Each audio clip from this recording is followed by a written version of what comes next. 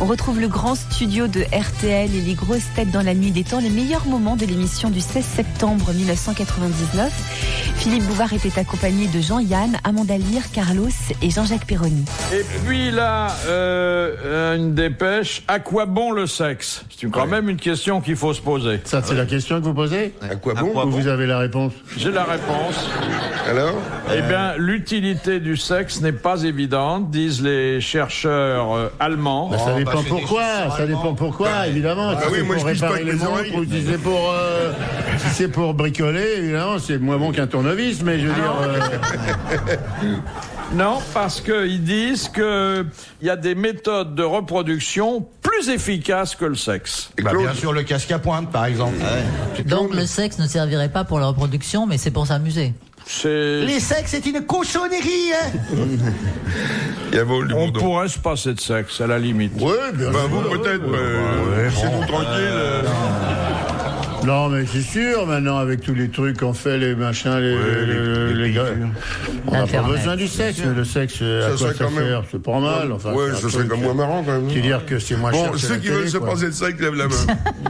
Bon, il n'y a personne, on continue. Il y a des villages où il n'y a pas grand-chose d'autre. Oh, à c'est foutre vrai que le non plus, sexe hein. est artisanal, là, Oui, encore. Göttingen. Ah bah c'est Manuel, hein. Dis donc, le pauvre Manuel, moi, dans les avions, il s'est toujours passé sur Manuel. Ah oui.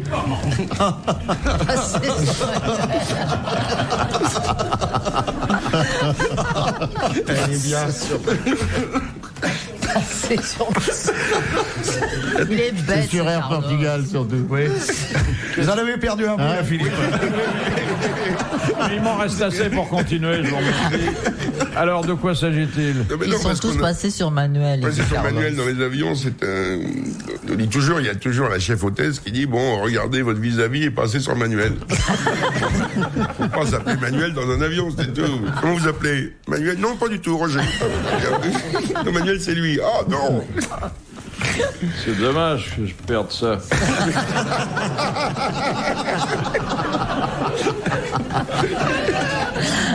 Une question de Monsieur Casterman de Bruxelles. Pourquoi le mot bug, qui signifie insecte en anglais, a-t-il été choisi pour désigner un virus informatique? C'est un parasite qui va Oui, c'est parce s'introduire dans... qu'il est plus fort que les virus. C'est un peu comme si on lâchait un insecte carnivore qui bouffe les autres. Vous entendez en ce moment le silence de l'ignorance. À cause de bug. Alors moi, je vais vous dire franchement, pour ce qui me concerne, vous entendez le silence qui précède l'enseignement.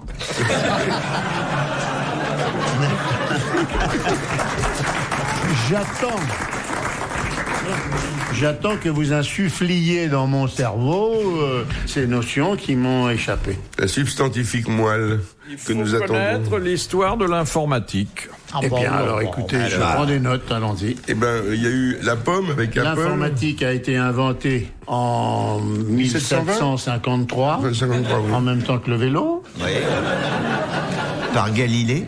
Ce fameux bug, il grignote les informations qui sont dans...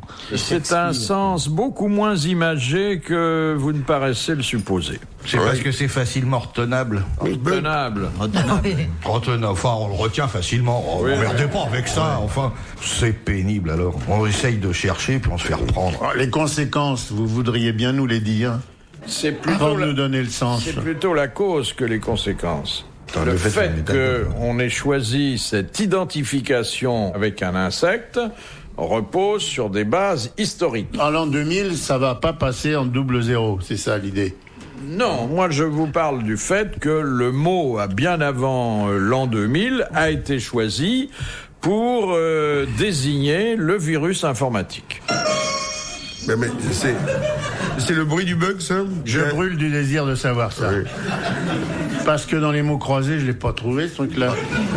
C'est les initiales, peut-être? Bernard, Ursule. C'est bien, vous... Ah ben j'ai un site internet, mais c'est pas pour Oui, sur mais votre site. des photos de moi à poil. Ouais, j'ai le même avec moi, ça marche pas. Hein. Il y a des appels? Il y a plein, ça s'appelle des visiteurs. Ils visitent votre site. Bonjour madame. Je peux rentrer dans votre site, mais bien sûr. Combien il y a de gens qui vous visitent dans une journée? Je sais pas, ça dépend, des dizaines, des centaines. Et combien ils payent chaque fois? Mais on paye pas. Vous touchez chaque fois qu'il y a un visiteur? Non, je touche Elle rien. touche le visiteur. Non, c'est pas 36,15 à poil, c'est autre chose. On touche la moitié. C'est pas vous, 36,15 Turlu? Laissez-la tranquille. Oui, je suis gêné. Complètement nu, alors. Oui, mais c'est des vieilles photos. C'est des Ah photos. bah tant mieux. Hein, parce que...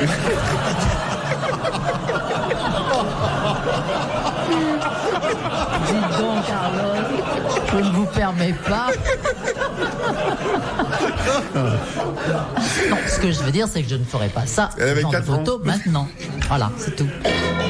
Voilà. Eh ben voilà le bruit du... Ça fait perdre Le du bruit temps. du blog. On allait Bonne dire- nouvelle pour Monsieur Casterman. Il va recevoir un mandat de 1000 francs et nous allons l'applaudir tout de suite. Ah bah oui.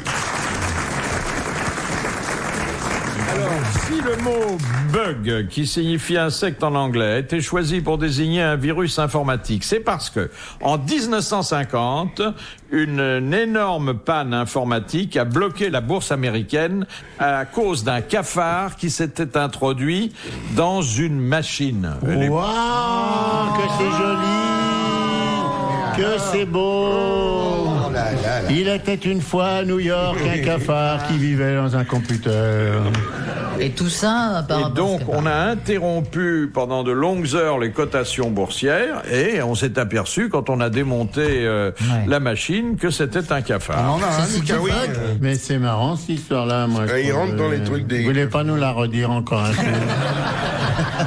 L'histoire du cafard, soyez gentil, redis-nous l'histoire du cafard, Fifi. Tu me racontes l'histoire du cafard? Non, le petit poussé, je m'en fous, c'est le cafard que je veux. J'ai le cafard, j'ai le cafard. Moi j'en ai plein ma cuisine des ordinateurs. Philippe Bouvard sur RTL, 4h, 4h30, les grosses têtes dans la nuit des temps. Monsieur Brémond de Dijon, dans la Chine d'aujourd'hui, quel privilège ont les nomades mongols par rapport aux citoyens chinois? Ils peuvent passer un Changer certain nombre de d'État? frontières. Non. Ils n'ont pas besoin de passeport. Ils peuvent faire plusieurs enfants.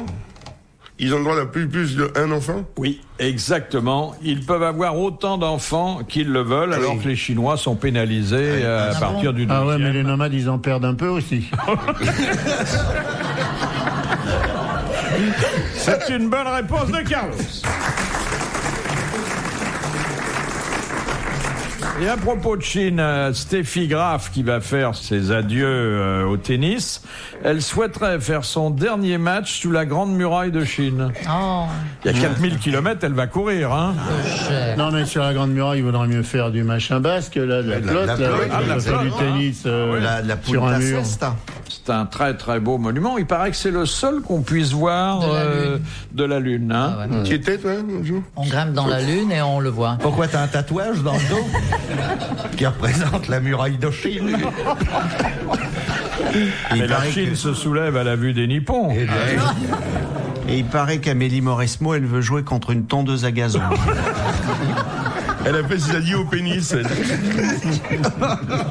De Monsieur Pavio de la Bourboule, comment le président Idi Amin Dada proposa-t-il de régler le conflit avec le président tanzanien lorsque l'Ouganda envahit la Tanzanie? Dans une Un course, combat de boxe. une course de... Bras de fer. Un combat de boxe, exactement, parce que il était boxeur Il et était. dans une catégorie assez Ah bah, lourde. pas lourd, oui. Bonne réponse de Carlos.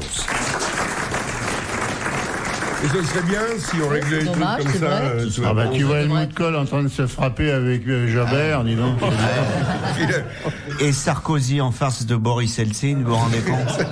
L'autre lui passe entre les jambes et tout, enfin, une vision d'horreur, quoi. Pour quelles raisons, entre autres, les hommes sont-ils plus sujets que les femmes aux ulcères de l'estomac et aux troubles cardiaques. Parce qu'ils se font du souci, ils boivent Le du stress. café, ils stressent et tout. Et pourquoi le stress les atteint-il davantage que les femmes? Parce que les femmes, elles disent qu'elles sont stressées, mais elles s'en foutent. Pas du tout, elle s'en tape. C'est la femme qui stresse l'homme. Oui, déjà. C'est l'homme qui stresse la femme. Non, pas du tout. C'est comme ça que vous appelez ça, vous? C'est un problème d'hormones. Non, la femme bénéficie d'un exutoire. Elle va plus chez le coiffeur que l'homme. Là, elle est mère, elle a des enfants, Oh, je ne sais pas quoi faire, je vais me faire stresser. elle procrée. Quoi, c'est un truc physique? C'est hormonal. Physiologique? C'est une espèce de glande. Viens, ma glande, viens. Elle bénéficie d'un exutoire physiologique. N'ayons pas peur des mots. Bon, alors écoutez, des exutoires physiologiques, il n'y en a pas 50, hein. Il y a un cafard qui est rentré dedans, non? Aussi, on a la Il cellulite. y a pipi, caca, Non, là, vous êtes en train de tout mélanger. Un exutoire physiologique, donc c'est Un une fonction. exutoire physiologique, c'est... Elle pleure plus que l'homme. Exactement. Elle pleure plus, ce qui lui permet d'évacuer tout de suite le stress. Alors que l'homme, ce pauvre homme, il garde tout pour lui. Bonne réponse de Jean-Jacques Perroni. Mais il y en a des qui pleurent, hein, des hommes. Richard Virin. Il faudra vous trouver d'autres exutoires que le pipi et le caca. Hein. mais j'allais dire, il y a pipi, caca, les larmes, vous m'avez interrompu avant, excusez-moi. Bien sûr. Je peux pas l'ouvrir ici, alors... Les mecs, pendant le bug, moi je me rappelle en 50 en Amérique. Le mec, le chef du service de la bourse et tout, il sanglotait comme un fou, le mec, jusqu'à ce qu'on lui dise, c'est rien, c'est un cafard. On en sait davantage sur l'homme moderne quand Pléonasme.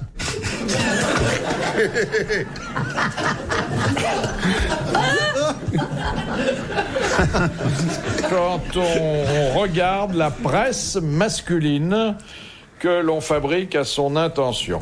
D'abord, on sait que c'est un homme qui s'arrache moins les cheveux quand il travaille et qui s'épile davantage les poils du nez. Et ça, c'est un Mais attendez, mais il y a Non, des j'ai mecs pas qui ont... compris, il voudrait Qu'est-ce bien le qu'ils revoir. cherchent ça? Je voudrais Il y a bien des me le mecs... refaire faire un petit coup, celui-là, parce que là, j'ai pas compris. Non, mais il y a des gens Qu'est-ce qu'il a, qui celui-là, cherchent. l'homme? Selon les études marketing Ouais, d'accord. Bon. qu'on a menées avant de lancer les titres masculins, on a Des tenu... journaux, Voilà. c'est-à-dire lui, Voilà. Pandamoi, machin, tous les trucs. Par exemple, FHM, Voilà, Health and où vous pouvez avoir les 51 plans drague, ou pourquoi Laetitia Casta nous fait craquer. Enfin, c'est des choses intéressantes. Les oui. titres, ça. On a tenu compte du fait que Ça se vend, ça l'homme nouveau, puisque c'est de lui qu'il s'agit, s'arrachait moins les cheveux au travail et s'épilait davantage les poils du nez. C'est dit, les poils du nez, c'est pas un mal, hein. Donc, alors, mais je comprends toujours pas, parce qu'il faut dire que j'ai 21, hein, moi. Vous voulez dire par là Par là, je dis rien. que le mec, depuis qu'il lit la presse moderne, il se coupe plus les Le poils du nez. contraire, monsieur. Ah, depuis C'est qu'il parce- lit la presse. Non, c'est parce que... Avant de la lire, il s'arrache moins les cheveux et il s'épile C'est plus parce le pif. qu'il Ah bon. s'épile davantage les poils du nez qu'il fait faut cette lui donner presse-là. certaines enquêtes et certains articles. Ah bon. Voilà. Dans les comités de rédaction, dans les journaux, Oui. il y a les mecs qui sont là, ils disent messieurs, on vient de me signaler que les gens se coupent plus les poils du nez, donc on va faire un article sur Lolita Pérez. Ah, je peux pas vous dire les déductions rédactionnelles qu'on en tire. Ceci dit, il n'y a pas que les poils du nez qui s'enlèvent maintenant, les hommes, hein.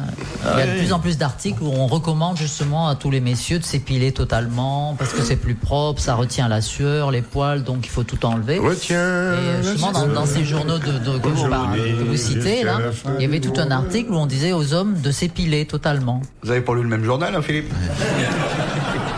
On n'est pas obligé de le faire soi-même.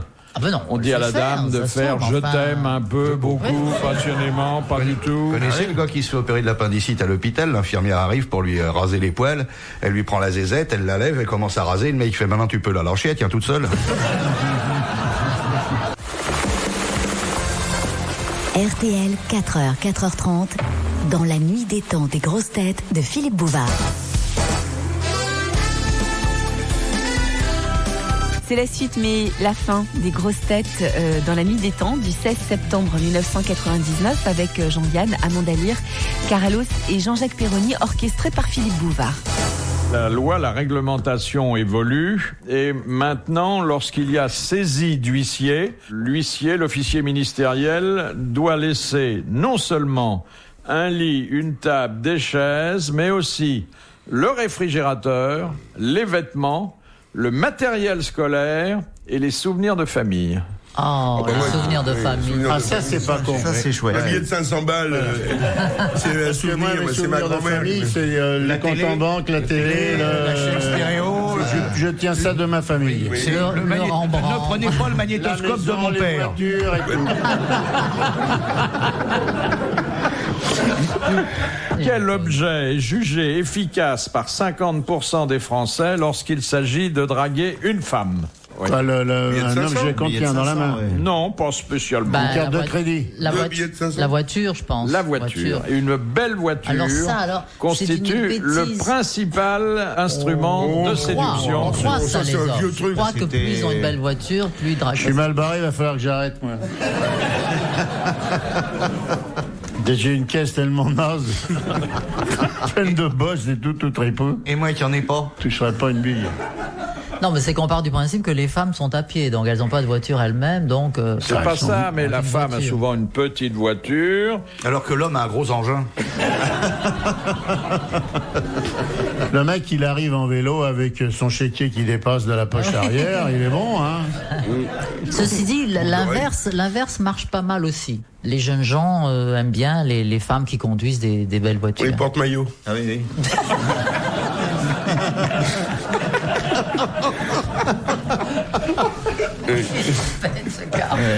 Question de Madame Bernigaud de Vitry-en-Charolais. De quel édifice public parle-t-on quand on dit c'est comme un hamac, il est difficile d'y entrer, quand on y est, on est ballotté de droite à gauche et on se casse la gueule en sortant? La Chambre des députés. L'Assemblée nationale. L'Assemblée nationale. Bonne réponse d'Amanda Lear et de Jacques Maillet. Une voiture qui purifie l'air, il en fallait une. Vous avez un ordinateur à bord du véhicule. Lorsqu'il détecte un taux de pollution anormalement élevé, il actionne un recyclage automatique pour que les passagers respirent une atmosphère plus saine. Voilà. Et jamais un cafard qui se fout dans le truc et tout le monde est mort. Ça purifie l'air à l'intérieur de la voiture, pas Oui, dehors. non. Ah oui. Ah non, mais alors oui, mais ça c'est pas intéressant. C'est pas alors. mal, ça, oui. Quand vous êtes sur un parcours urbain ou dans un tunnel, c'est très important parce que dans un tunnel... Si quelqu'un pète dans la bagnole, alors, qu'est-ce qu'il fait l'ordinateur? Je crois que Il est programmé, il analyse. Il fait bug. le paix fait partie des pollutions, hein. Ah tiens, encore Comme l'éternuement, d'ailleurs. Avec quoi, demande Madame Richard, avec quoi étaient peintes les icônes? Avec jaune des d'œuf. feuilles d'or. Jaune d'œuf, Jambon. Bacon, lard fumé, Du jaune d'œuf et des petite pigments, saucisse au gingembre. La crépinette. naturels. jaune d'œuf, et puis il y avait des pierres de couleur pilées. Pour faire les couleurs, donc ils mettaient Mais quoi, ça, Africa, Monsieur Carlos, qui a donné la bonne réponse, est beaucoup plus près des icônes. tout à fait. Oui, parce que Il y moi, a une collection j'ai fait mon d'iconeries icône. splendides. Oui.